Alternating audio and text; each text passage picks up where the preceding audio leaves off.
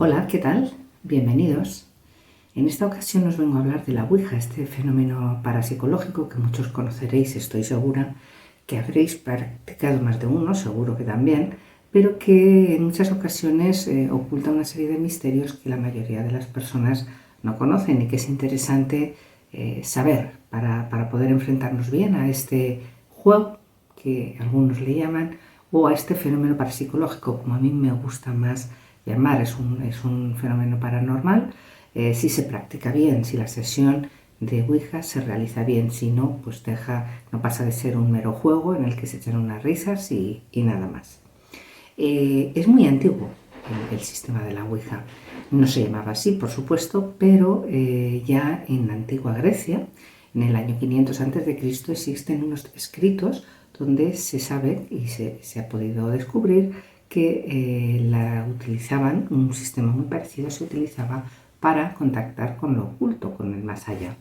En concreto la escuela de Pitágoras, el propio Pitágoras y sus alumnos, los que más la utilizaban. O sea que fijaos que ya se conocía en aquellos tiempos. También alrededor de esas mismas fechas se utilizaba en China, según unos testimonios que han llegado, donde un artilugio parecido se empleaba para hablar con las personas que habían fallecido, con los difuntos, al menos para intentarlo. También en el Imperio Romano, en el antiguo Imperio Romano, en el siglo III a.C., existen testimonios de que hubo un caso concreto de 3 personas que realizaron un juego parecido, una sesión parecida, para descubrir quién iba a ser el siguiente emperador.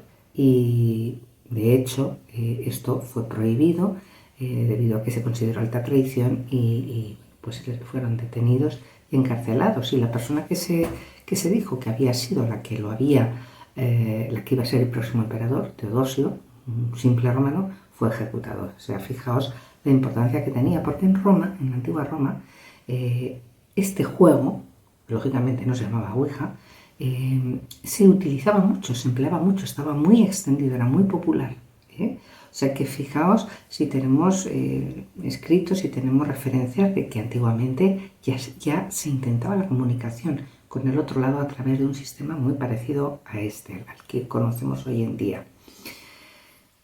También en los indios, antes del descubrimiento de las Américas, en lo que hoy conocemos como Norteamérica, también se ha podido ver y se ha podido descubrir que tenían una especie de artilugio, tablero, llamadlo como queráis, que se llama escudilat, y que utilizaban los nativos para pues intentar localizar a personas que habían desaparecido u objetos que se habían perdido, y también para algunos cultos religiosos. Y en la Primera Guerra Mundial, ya en la época moderna, también sabréis, los que os hayáis interesado por este tema, y si no, pues os lo cuento ahora, que en la Primera Guerra Mundial fue una auténtica explosión de utilizar la Ouija. ¿Por qué?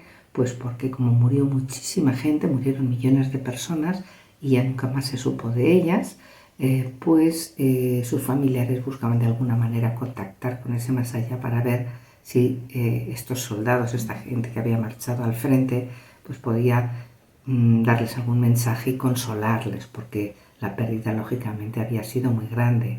Y en torno a principios del siglo XX, la Ouija desbancó totalmente al péndulo, desbancó a las mesas parlantes, que también eran muy conocidas, entonces muy utilizadas, y la Ouija se hizo la reina de este tema, de este estilo de comunicación con el otro mundo. No obstante, no es la única, porque está también la escritura automática, está la psicofonía, la psicoimagen, y debido a esto, pues la Ouija es muy empleada por parte de ufólogos, de espiritistas, de equipos de investigación, de especialistas en fantasmogénesis. O sea que, como veis, hay bastante literatura, ejemplos, muchos casos del empleo de la Ouija. Pero claro, la Ouija hay que utilizarla bien, porque encierra una serie de situaciones. Sin lugar a dudas, y esto quiero dejarlo muy claro, si una sesión de Ouija se abre bien, se realiza una correcta apertura, se abre un portal dimensional a otro plano. Eso es indudable. Entonces hay que hacerlo con mucho cuidado, con mucha seriedad y saber estar bastante seguros de que las personas que se reúnen en torno al tablero de la Ouija pues lo están haciendo con total honestidad, no quieren hacer bromas, porque si no ya todo se desvirtúa. Es más, hay personas que le tienen mucho miedo, otras que le tienen mucho respeto, pero siempre ha atraído mucho este juego, siempre, porque el comunicarnos con el otro lado es algo que de toda la vida, yo os digo, desde la antigüedad, nos ha llamado mucho. Se pueden producir una serie de problemas, por así decirlo, y uno de ellos es las interferencias. Las interferencias se producen cuando hay un espíritu que realmente ha aparecido en la sesión, que realmente está allí, con los que se convocan, con los que se reúnen, pero que de alguna manera se ve apoderado por alguien. Entonces, cuando la planchette, que a mí es como más me gusta llamarlo, o el elemento deslizante o el máster, empieza a dar vueltas como loco sobre la mesa sin querer dirigirse hacia ninguna letra en concreto, ni letra, ni número, ni palabra, pues entonces podéis tener presente que se está produciendo la interferencia de otra entidad que ha acudido a la sesión. Entonces se superponen una sobre la otra y no se dejan, ninguna de las dos puede exteriorizar, puede hablar, ninguna de las dos puede comunicarse. En ese momento, pues alguien tiene que pedir que la entidad que estaba hablando con vosotros en primer lugar, que aparte a esa segunda entidad que ha llegado a la sesión, porque si no, no le deja comunicarse. A partir de ese momento, si eso se consigue, la primera entidad hará que el máster o planchette se empiece a mover como loco, dando vueltas sin parar en el centro del tablero y de repente se parará. Si esto ocurre, tal y como os lo estoy explicando, quiere decir que esa entidad, la segunda entidad, se ha marchado. También puede ocurrir que se detenga la planchette y quien continúe hablando, quien continúe comunicándose con vosotros, veáis que no era el mismo de antes. Entonces eso quiere decir que se había adherido otra entidad, esa otra entidad era mucho más poderosa o digamos que de una categoría superior. Entonces esto tenéis que tenerlo en cuenta. Pero claro, para saber todo esto, diréis, y yo esto como lo sé, me da miedo, me da reparo, pues es porque tiene que haber una persona siempre, y es algo que aconsejo siempre, tiene que haber en todas las sesiones de Ouija una persona que esté experimentada, que haya realizado sesiones de Ouija, que conozca el sistema y que pueda controlar los nervios o el desorden que se pueda producir en la sesión si aparece a alguien, aparece alguna entidad, porque lógicamente eso pone a todo el mundo muy nervioso. Entonces cualquier sesión tiene que estar realizada con una persona al menos de las asistentes que tenga experiencia. Otra cosa que tampoco debéis hacer es realizarla solos. No, porque aunque estéis muy bien mental y psicológicamente, pues también la aparición de una entidad de otro plano, cualquier otro plano astral, os puede desbordar, o puede que no la sepáis manejar bien, puede que no sepáis gestionar el momento y que os cree un desorden que ya sabéis que ha habido muchos casos y muy bien documentados de que ha habido personas que se han trastornado con este tema. Entonces, una persona sola nunca puede realizar una sesión de Ouija. Hay, digamos, dos teorías. Por un lado está la teoría espiritista, en la que los que siguen esta doctrina opinan que pueden aparecer en una sesión de Ouija difuntos, pueden aparecer incluso extraterrestres, entidades de otros lados, incluso seres del bajo astral. ¿Por qué no? Pueden acudir cualquier entidad de otro plano. Y entonces, pues hay que saber manejarlas y hay que saber con mucha serenidad reconducir la situación para que no se apoderen de vosotros. Pero la teoría espiritista sí que considera que realmente La Ouija, este juego que apareció entre finales del siglo XIX y principios del XX, pues sí que es útil para esa comunicación.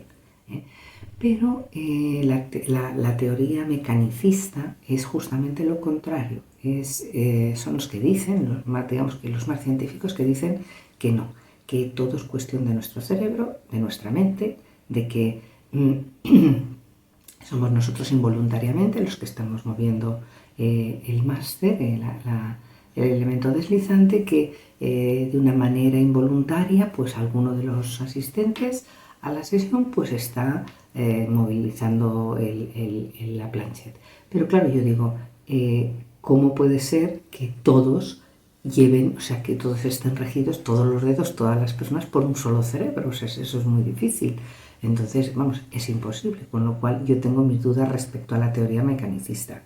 No es así con otras personas que, ya os digo, que consideran que esto es un efecto de psicoquinesis, es decir, de que la mente está moviendo el marcador. Hay personas como, por ejemplo, Carl Sagan, el conocido Carl Sagan, que fue premio Nobel, o varios presidentes de la Asociación Norteamericana de Parapsicología, que consideran que es muy posible que, o sea, no tienen seguro que no acuda nadie, ninguna entidad, a una sesión de Ouija. Pero, claro, esto queda un poquito en el aire, no está demostrado. Lo que sí que está demostrado es que se abre un portal dimensional. Eso a veces sí, a veces no. Tiene que estar bien realizada la sesión. Entonces, yo no quiero terminar sin deciros que por favor tengáis cuidado, que lo realicéis con seriedad, con honestidad. Sí, si queréis, en modo de diversión, de curiosidad, pero con seriedad, porque puede darse el caso de que alguien aparezca, de que alguna entidad aparezca y pues os sorprenda tanto que os descoloque.